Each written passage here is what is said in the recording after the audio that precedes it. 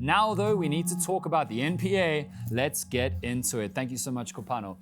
The National Prosecuting Authority prepares and conducts criminal prosecutions. It takes evidence gathered mainly by the police and goes after the villains. That's the NPA's job, and it is a very, very important job.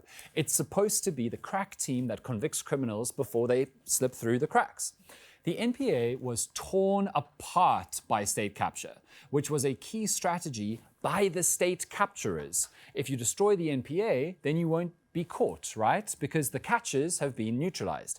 Since the state capture era, the NPA has been trying to recover, with mixed results. In the last few weeks, the NPA has been in the news for fighting with the Justice Department over State Capture Commission evidence, getting a state capture looter to turn witness against some powerful people, and the NPA is investigating whether or not its own staff's phones have been hacked by the villains, which is mafia shit, guys.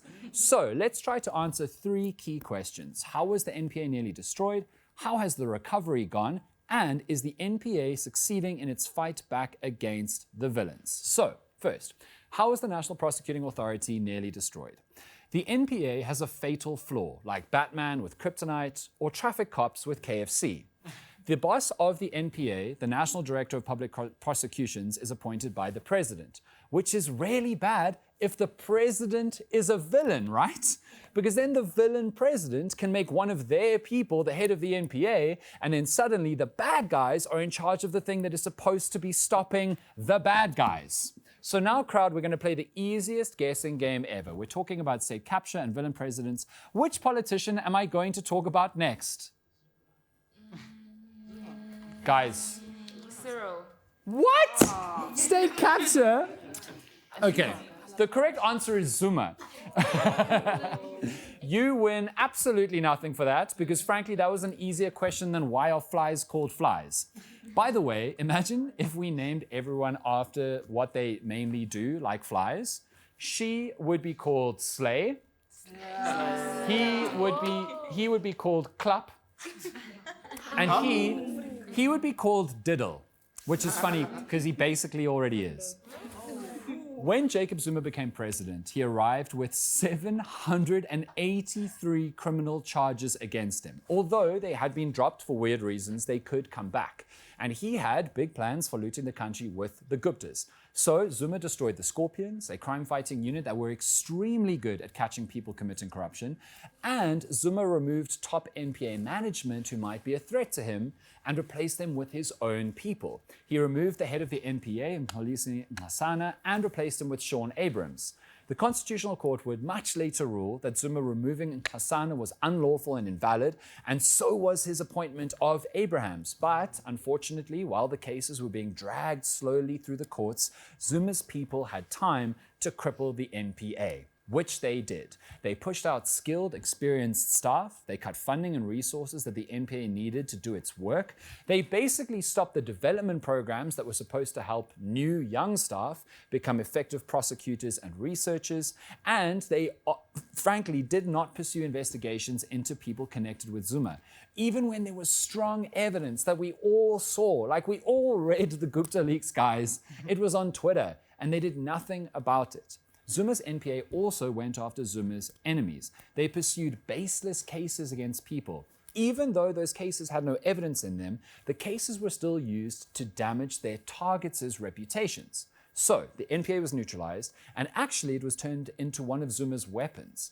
One of the reasons why the recently passed Pravin Gordhan has a poor reputation in the eyes of many South Africans is because the NPA went after him when Zuma was trying to get him out of the finance ministry with no good evidence. But then we all know what happened. Ramaphosa knocked Zuma out of power in the ANC in South Africa. He appointed a new head of the NPA, Shamila Batohi. And I have to say, Batohi arrived with such a big mess that she had to clean up in the NPA. Like, I feel terrible for her. Like, imagining being the people who had to go into Chernobyl after Chernobyl. Yeah. That's how Batohi must have felt when she took this job. First and most importantly, she had to somehow identify and weed out all of Zuma's cronies who were working in the NPA, which is hard because to dismiss them fairly, you need to gather evidence to justify their dismissal. Second, she had to restore morale in the NPA and also change the narrative around the NPA so that she could get skilled, experienced people back into the building. Third, she had to restart development programs that could turn new staff into powerful prosecutors, and all this to get the NPA back to successfully prosecuting villains. She had to do all this on a very small budget. Oh, and one more thing, she had to do all of this as the whole Zondo State Capture Commission of Inquiry dumped mountains of potential cases on her desk. This was over 5 years ago. So, on to our second question, how is the NPA's recovery gone? That's hard to say. Critics will say that Batohi's NPA has failed to prosecute even one of the alleged state capture villains yet, which is true. But Batohi has been busy trying to straighten out the NPA and rid it of all the bad apples so the NPA can successfully function and pursue cases.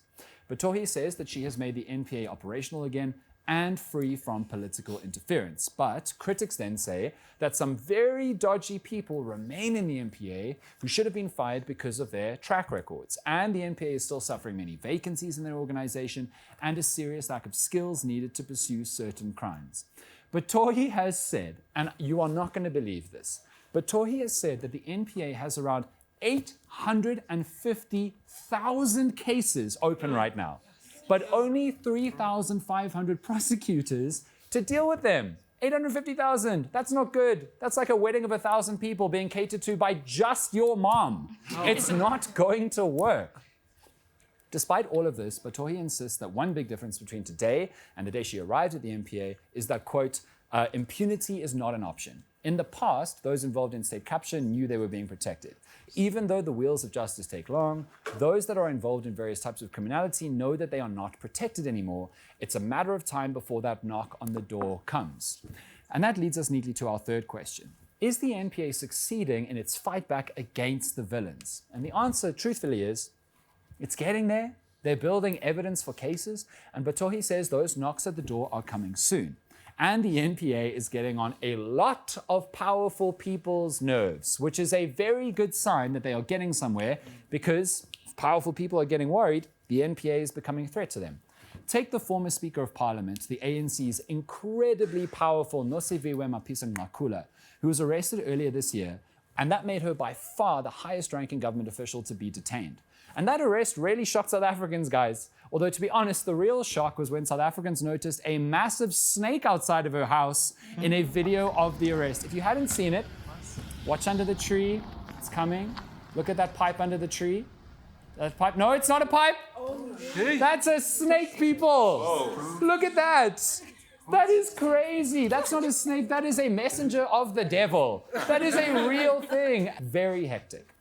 The NPA is currently fighting with the Department of Justice, by the way. And this is mad to me. The Department of Justice holds evidence from the Zondo Commission, and a media report last week claimed that the NPA was being blocked from accessing the evidence database of the Zondo Commission by our own Department of Justice. Batohi said that the NPA has been trying to access the evidence for nearly 4 years. The Justice Department denied that they've been slowing down and blocking the NPA from doing its work, but the parliamentary committee was told that technical glitches may have prevented access. Technical glitches for nearly 4 years. Were our grands in charge of this database? It sounds very suspicious to me. And this is a symptom of a problem with the way that the NPA is set up. Besides the fact that the president picks the head of the NPA is also reliant on the Justice Department for funding and resources. And the Justice Department is also led by a political appointee. When the ANC's Ronald Lamola was Minister of Justice, the State Attorney's Office refused to provide funding for lawyers to defend the Zondo Commission, guys. Lamola's Justice Department also had the technical glitches which stopped the NPA from accessing evidence from the Commission's database. And all this has made it way harder for the NPA to pursue justice against many alleged villains, many of whom are ANC people. And now the ANC Justice Minister is literally implicated in the looting of BPS Bank, guys. We really might begin to wonder. And remember, she's the first Justice Minister we've had in more than 100 years who has no legal background, who is now the Justice Minister. Would you ask someone on the street to be your lawyer? That's what the ANC did without government. And if all that wasn't enough, the NPA is now investigating whether or not their staff's phones are being hacked. These prosecutors, the ones whose phones might be being hacked, are working on Truth and Reconciliation Commission cases. Because if you didn't know, basically there are around 300 cases where people were implicated in apartheid murders at the TRC. These people did not apply for amnesty, or they were not granted amnesty from prosecution by the TRC. So the NPA is doing an obviously good thing. They're trying to find justice against these people. And the staff working on that, investigating those cases, their phones are being hacked by people who want them not to do those investigations. So yeah, being Shamila Batohi, it's a lot, guys. It's frankly maybe too much. The NPA did make a breakthrough in the past few days, though. They managed to strike a deal with a state capture looter to turn state witness. And what the witness testifies will certainly implicate many powerful politicians, particularly ANC ones. Maybe, finally, this will be a big moment as the NPA tries to fight back against the villains. But they're up against a lot. But there is a bigger point here that we as a country need to think about. How could we maybe set up the NPA differently to make it more independent and less vulnerable to political interests? Because it feels like we need a change.